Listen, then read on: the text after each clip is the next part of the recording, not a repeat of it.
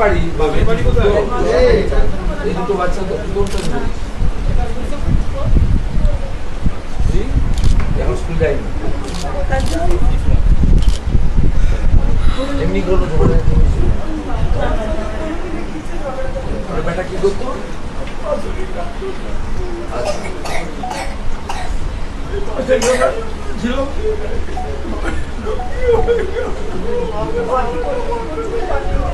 জানি চিনি তো ওই জন্য তো এলাম ছুটে রাষ্ট্রবাদী ছিল দেশের প্রতি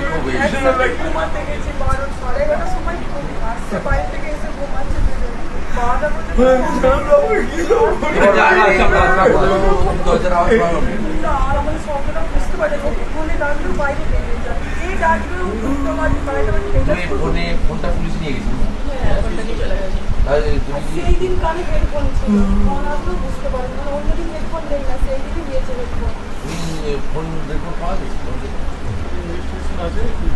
তোমরা যখন ফোন হ্যান্ড ওভার করলে ভাইরা বসে দেখলে না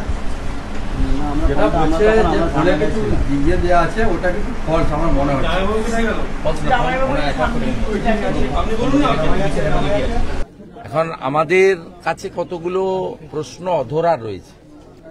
একটা হচ্ছে মোবাইল ফোনে কল রেকর্ড, পুলিশ নিয়ে গেছে মোবাইল ফোন, এটা পুলিশের পরিবারকে অন্তত জানানো উচিত যে কল রেকর্ড থেকে লাস্ট কলটা কার এসছে কি এসছে। এটা কিন্তু আইও বা পুলিশ অথরিটি এখনো পর্যন্ত পরিবারকে জানায়নি। পরিবার খুব প্যানিকড আছে। আমরা সিদ্ধান্ত নিলাম একটা সিসিটিভি এক্সিট এন্ট্রান্সে এখানে আমরা 2-1 দিনের মধ্যে পার্টির পক্ষ থেকে ওদেরকে লাগানোর ব্যবস্থা করে দেবো। এইটা জানানো হয়নি, ওদের মধ্যে কনফিউশন আছে এবং ওনার মিসেস বলছে একসঙ্গেই আমরা ছিলাম একই ঘরে, তা কানে হেডফোন ছিল, কেউ বা কারা ডাকার ফলে, খুব পরোপকারী ছেলে ছিল, সামাজিক কাজ করত, আমাদের মাইনরিটি মোর্চার এই মন্ডলের মন্ডল 3 গোঘাটের সভাপতি ছিল। তাকে কেউ না কেউ ডেকেছে, সে সাথে সাথে বেরিয়ে গেছে। এটা তার স্ত্রীর একটা আশঙ্কা এবং অভিযোগ। এটা নিরসন করতে গেলে মোবাইল ফোনটা খুব দ্রুততার সঙ্গে পুলিশ নিয়ে গেছে, তার কল রেকর্ড বা কল হিস্ট্রি বের করে পরিবারকে জানানো উচিত, তাহলে সন্দেহ অনেকটা দূর হতে পারে। দ্বিতীয়ত হচ্ছে একটা সুইসাইড নোট পুলিশ আমাদের নেতৃত্বকে জানিয়েছে, তাতে 25/5 এই ডেটের অনেক আগের। এটাও খুব সন্দেহজনক। এতে আমাদের বক্তব্য হচ্ছে ফরেন্সিক ল্যাবে দিলে হবে না, সেন্ট্রাল ফরেন্সিক ল্যাবে দিয়ে এটা তার হাতের অক্ষর কিনা, কবেকার, এর সঙ্গে এই অস্বাভাবিক মৃত্যুর কোনো সম্পর্ক আছে কিনা এটা দেখা দরকার। বাকি আমরা সবাই এবং পরিবার ওয়েট করছে পোস্টমর্টম রিপোর্টের উপরে।